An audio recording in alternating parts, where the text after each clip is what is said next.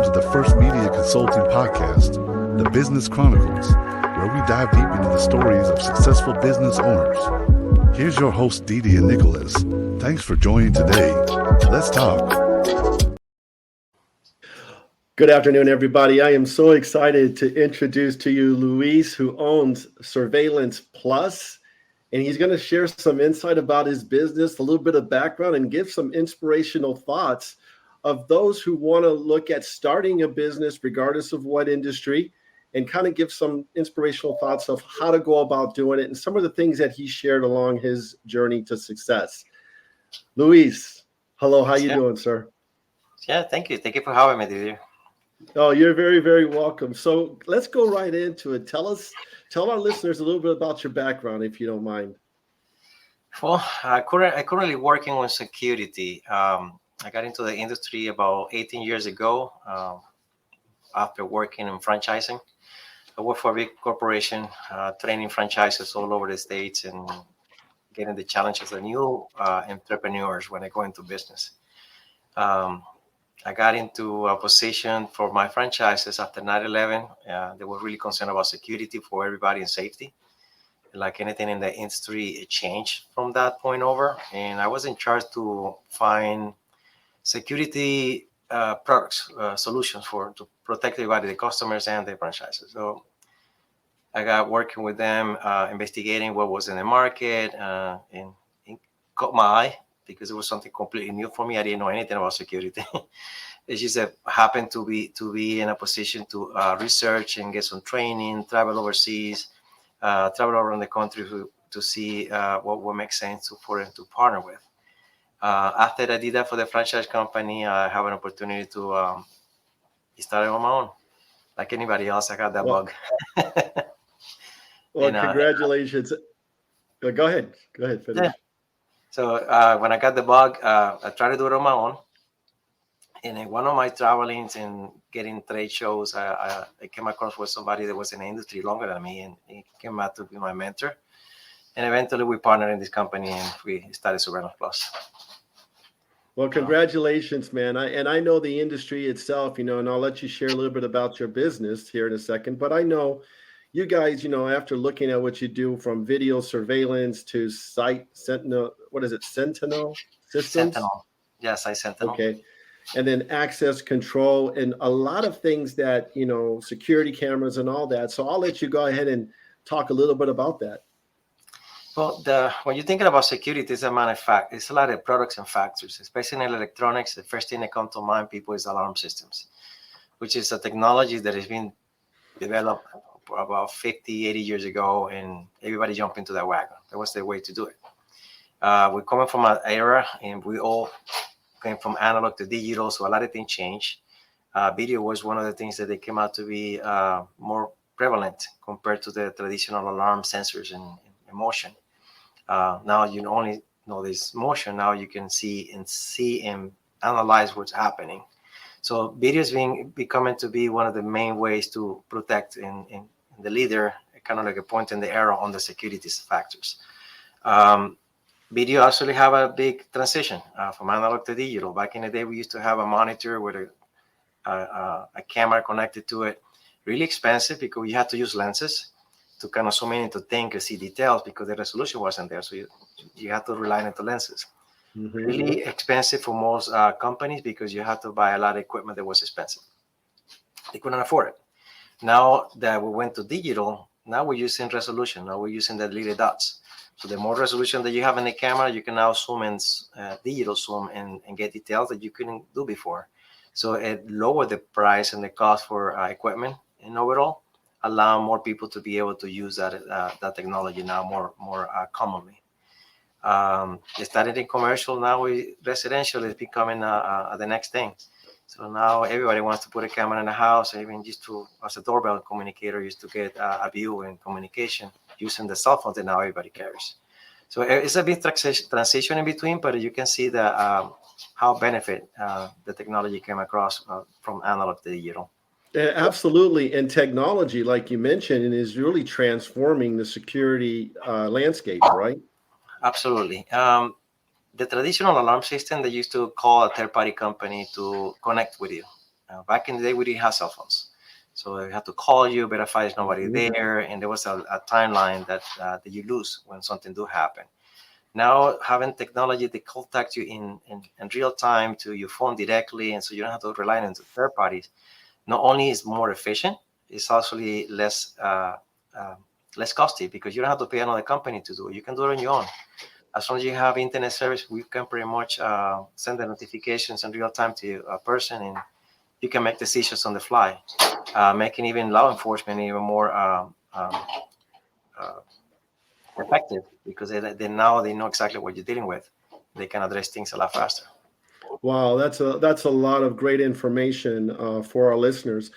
So, Luis, what inspired you to start your business? Briefly, what inspired you? I started with franchising. I mean, my background was marketing and training, so I was training people in business. I seen everybody struggle into business. That's what they buy. They go into franchising. But when you try to do it on your own, you think you kind of have the formula, which is not the case. I had learned really quick that I had to go back to my roots. So I went back to the UCF incubator program, learn how to do the legal part of the business, which is really important to do before you start anything. And then you starting to jump into the what you know. But you also have to keep in mind that it's not only what you know. You might know the trade, but you have to need to know how to run a business, which is the part that a lot of people lack into. You're really good painter. You can bake. You can do things. But if you don't know how to run a business or market it or move it forward, that's the part that most people are missing. And there are so many ingredients, right?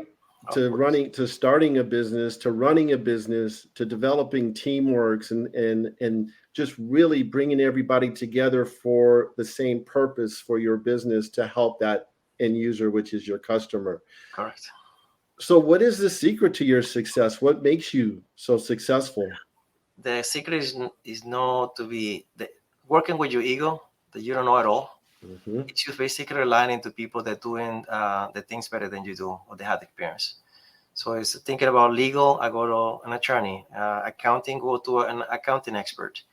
Marketing, go to a marketing expert. You cannot do everything yourself and thinking you're gonna do well, because there are people that actually been in your shoes before that they make mistakes and learn.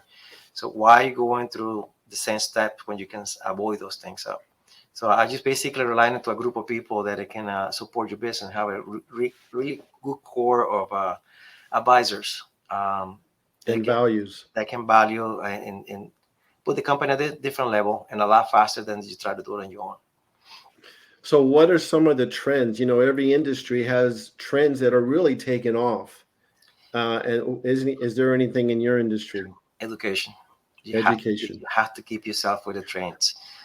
If you learn something, you think you're doing well, try to do what people do better. What's going on in the industry? What changed? What legal part of change, or is it a new tools? Anything that you have to do to improve what you're doing. So you always have to educate and continue educate yourself to get better. And that's well stated. What about some of the challenges? Every business faces challenges. The keeping up with technology and try to do the best you can. Don't lower yourself in services and pricing just to compete. As long as you do the right equipment, back up your support, you're reliable, and you educate the customer what they're buying, there is no problem with pricing. People don't like to spend the money in something they're going to throw away tomorrow. So, but if you educate them well, that might do it. Don't do it today, but they might save the money to do it right. That's what I think that makes us unique in what we do. I like what you said. People don't want to throw away money that they can give away tomorrow, right? They want something that's going to be of substance that Well, they can use, correct? there is a good formula I was used for my speech around people. I said there's only three things that I can offer you: it's good, reliable, and inexpensive. Now I can only do two of those at a time. I cannot have the three things at the same time. If it's good, it's not gonna be reliable. It's gonna price. Everything has to be in between the two. Give me two of those, and I can definitely make it to you. So I if you're like looking that. to spend something or buy something or invest on something, you want it to last and be reliable. It's a cost associated with it. But if you do it the other way, it's not gonna last or it's not gonna be reliable. So you have to figure out first what do you really want. If you want to do something temporarily, absolutely, this is what you can do. But if you were looking for something that would be there and work where you need it, might you consider something else. So that's a key. There was always a saying that I was brought up with that says, do it right or don't do it. Don't do it, But if you try to do it on your own inexpensive way, you're going to end up redoing that so many times. And when you add in everything that you do and the time and aggravation, you probably spend a lot more than you would really wish to spend in the beginning. So once you understand it, people make the right decisions. That's how I see it.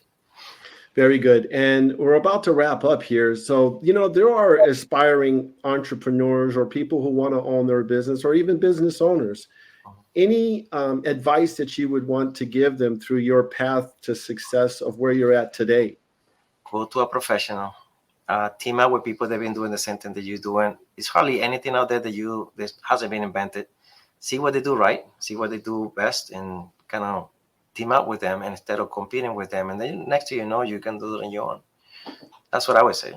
Very, very, very, very good. So as we wrap up here, could you provide our listeners with your phone number as well as your website so they can get a hold of you if they have any questions? Absolutely. We have a retail store in Orlando, so it's under Surveillance Plus. Our website is surveillanceplus.com. And the phone number of the store is 407-877-3500. Website is the best way to communicate, and you can contact us directly that way as well. Well, Luis, thank you so much for taking time to speak to our listeners, and hopefully in the future we can have you back. Absolutely. Have any question, glad to help out. Thank you, Didier. I appreciate it. Thank you for having us. Thank you for tuning in to First Media Consulting Podcast. If you enjoyed the podcast, subscribe today. To nominate a business you would like to recommend to be on our show, go to firstmediaconsulting.com or call.